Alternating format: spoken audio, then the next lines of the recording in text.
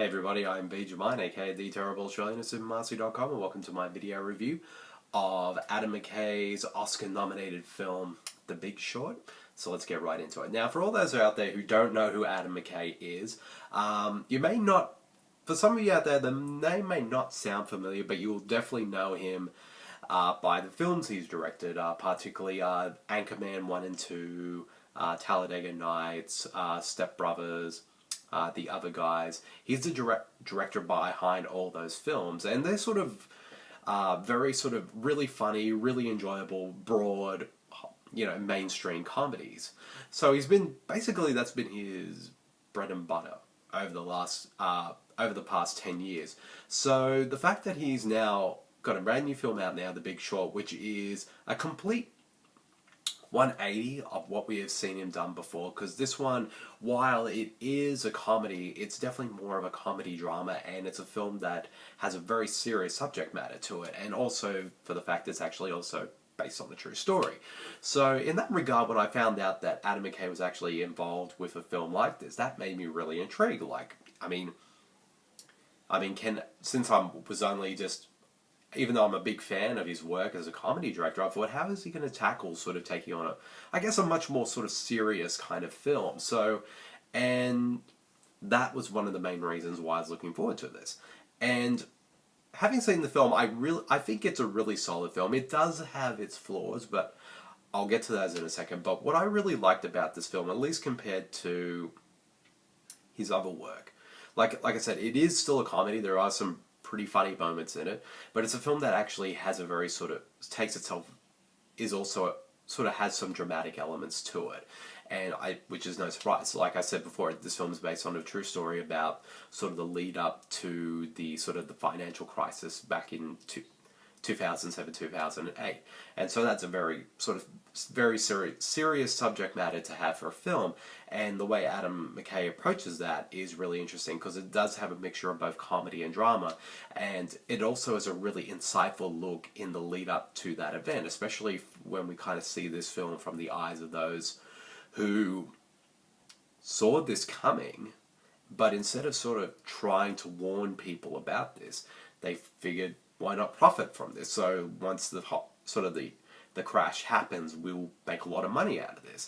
And that to me is a really interesting kind of way to sort of have these characters who are into doing that, instead of saying, going out there to, stop this from happening. Like, there are moments where they try to do that, but of course nobody listens, so they basically go to this alternative. And in a way, it's kind of an interesting film in a lot of ways, because in a way, these characters are not full-on heroes. They're more like anti-heroes.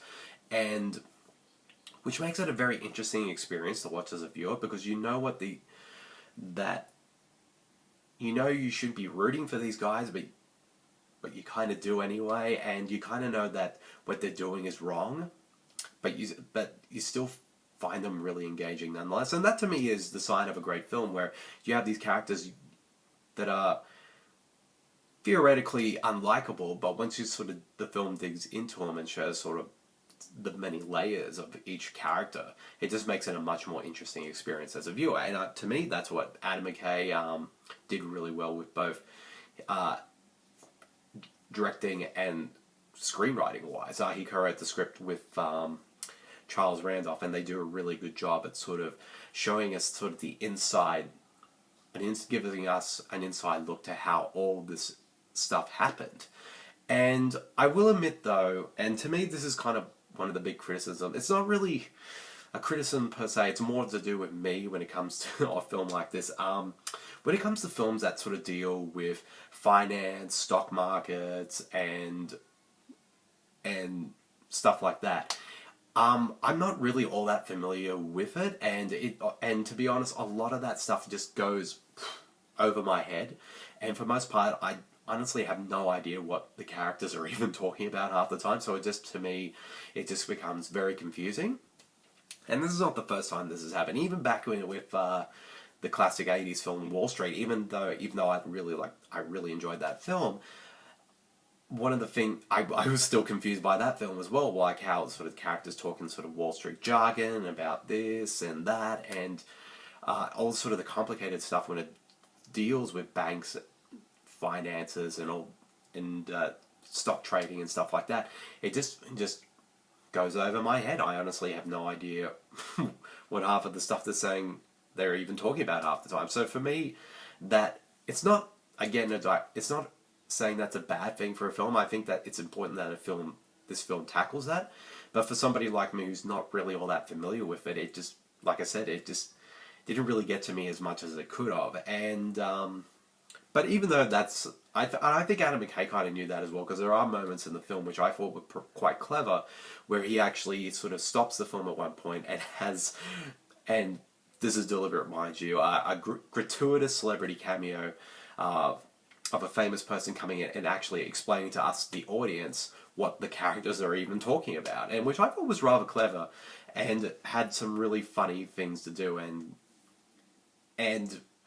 but at the same time, even though once it even was explained to me, like some of it I did get, but other times I'm still like, what on earth are they talking? I still don't get any of this. So that to me kind of, I guess, kind of lost the impact for me as a viewer and kept me at a distance, since I wasn't familiar with all that stuff. So I didn't really get engaged with it as much as I could have. And there's sort of another sort of negative aspect of the film is that this is definitely, when it comes to sort of directing wise for Adam McKay, this is definitely him going at his most over the top with his direction. Like there's like sort of cut to other scenes and flashbacks and erratic editing and a lot of shaky cam and steady cam and sort of cutting to sort of other scenes, and also and a whole bunch of other stuff, like every single kind of directing trick you can think of in all of cinema history. Adam McKay kind of does that in this film, and to me, to be honest, I felt like it got a bit too much at times, and I felt like Adam McKay kind of over-directed this film a little too much, and I think that could have explained why the film never really sort of got to me on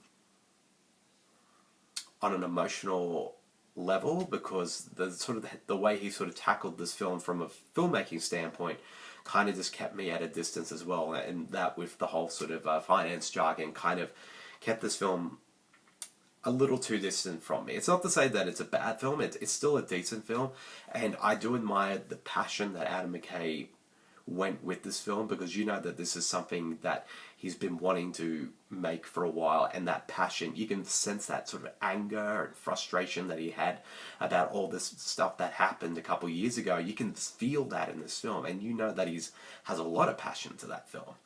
But I guess to me,